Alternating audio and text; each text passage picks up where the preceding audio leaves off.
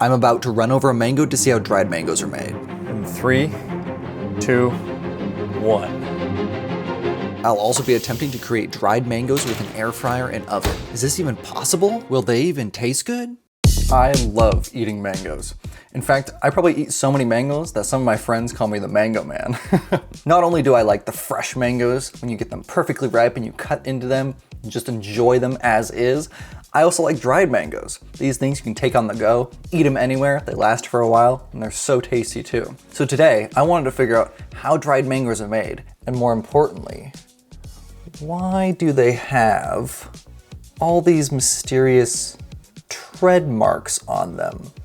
Kind of looks like a car ran them over. And it makes me wonder, are they just taking mangoes out and running over them with cars, and then that's how they get these tread marks? There's only one way to find out. I packed up my car and headed out to the desert. Joshua Tree is the perfect location for running over a mango. It's got hot weather and long, straight roads.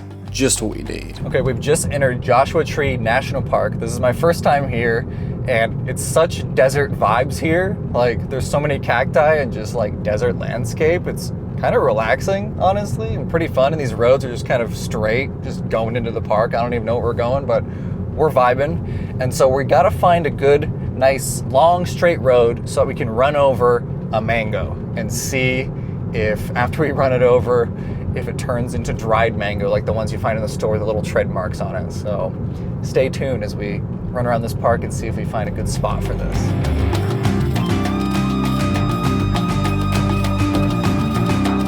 Okay, we've arrived at our filming spot. We have these beautiful mountains right over there.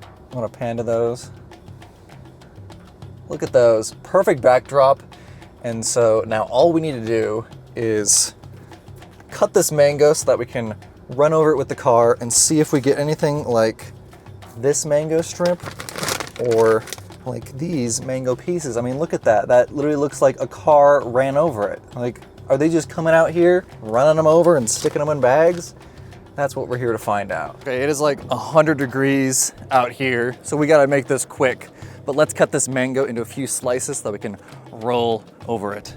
We've got trash bags to clean up our mess after we roll over it. Oh, look at that mango. Oh my gosh, so good. Oh yeah, that's good. So these are gonna be our test subjects. We're gonna place them right on the ground and then roll over them with our wheel here. You wanna zoom in on this? So we'll place them right like that, roll over, and see what happens. Will they turn into dried mango? Start recording and try our first dried mango. We came all the way this way for this, so let's give it a shot. All I need to do is go forward. Mango experiment in 3, 2, 1. Ran over it. And let's see if we got dried mango. Let's go check. Where'd the mango go? I think we've succeeded in making a mess, but the mango has been obliterated. Honestly, I thought it would be more together, but yeah, that's definitely obliterated. Yeah, that got the tire. What about the front tire? Or did the back one just eat it up? Oh yeah, front tire's got a little bit too. Okay, we just finished up filming the experiment, which we had questionable results from. But as part of that, when we opened up the doors to clean everything up, oh my gosh, so many flies flew in and they would not leave. Like, there was, even after we took off, the flies just did not even want to go out the windows. But I think we got them all for now. We're safe.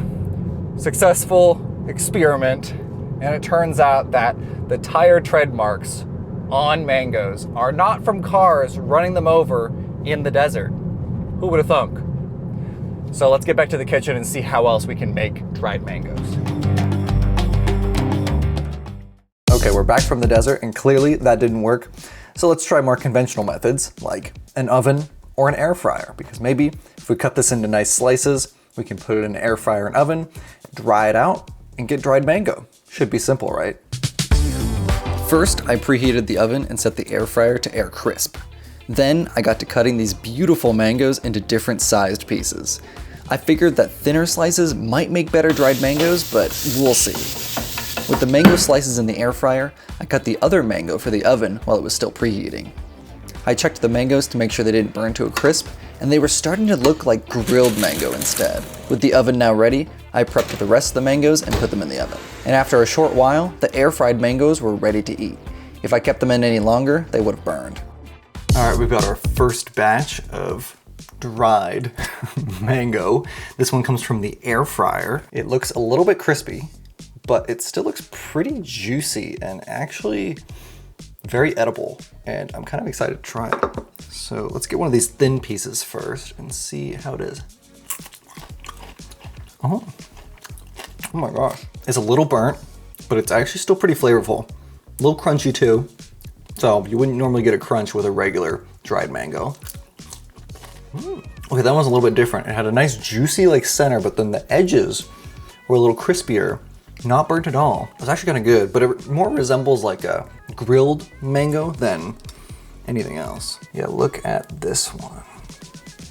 A little bit thicker. Oh, the thicker one is actually really tasty. Oh my gosh. The crispiness adds just a nice touch. This isn't dried mango, but it's good. That's pretty good. And there's no tire tracks on it.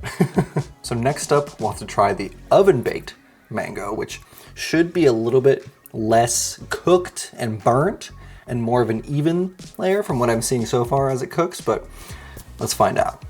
Compared to the mangoes in the air fryer, these mangoes are looking a lot more promising so far. They seem to be drying out evenly and aren't getting too crispy. This piece was super thin, but looked tasty. Batch 2 of the mangoes are here. This one is from the oven and they're looking a lot better. A lot more even coating, but we'll have to see how dried they are. But they do look really tasty. So let's give one of the thinner ones a shot. You can kind of see it here. It's very, very thin. Let's give it a shot. I mean, it tastes fine, but it definitely isn't like the dried mango kind of squishy, nice texture. That was basically a piece of paper with mango flavor. Here's one that's slightly thicker. Let's try this one. It really just tastes like the edges are a little bit crispy and then the inside is kind of just warm mango, which isn't bad. It's still yummy, but not dried mango. How about this larger piece? Here, take a look at that one. Yeah, a little thickness in there. Let's see.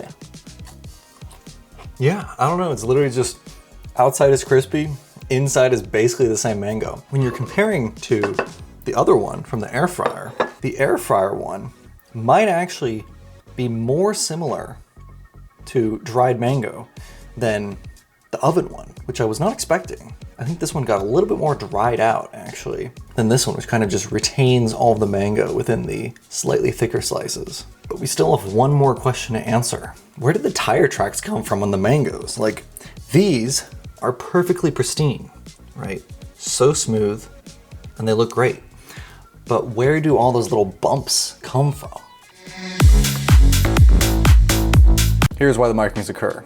Drying racks and trays. Mango slices are placed on trays or racks into a mesh or grid-like surface during the dehydration process. As the mangoes dry and lose moisture, they shrink and conform to the shape of the rack, so they aren't run over by cars. Dried mangoes are made by removing most of the water from fresh mangoes, dehydration, oven drying, or sun drying. Okay, I actually got one of those. Potentially two if you count the desert running it over with a car sun drying, but we did do oven drying, so it's actually pretty close without looking it up at all. Lowest temperature, yeah, so I was doing originally 400, I was getting crispy, and then I did 300, which was a little bit better, but it looks like you just do the absolute lowest temperature so that it dries instead of cooks. Yeah, that makes sense. And then sun drying direct sunlight for a few days. I wonder if that is better than oven drying. I guess I'll have to try that next time. Overall, I'd say this experiment was a success. I had a lot of fun doing this, and I probably should have just looked up how dried mangoes are made in the first place, but you know what? I thought it'd be fun to run over a mango and see if we get any sort of dried mango from it.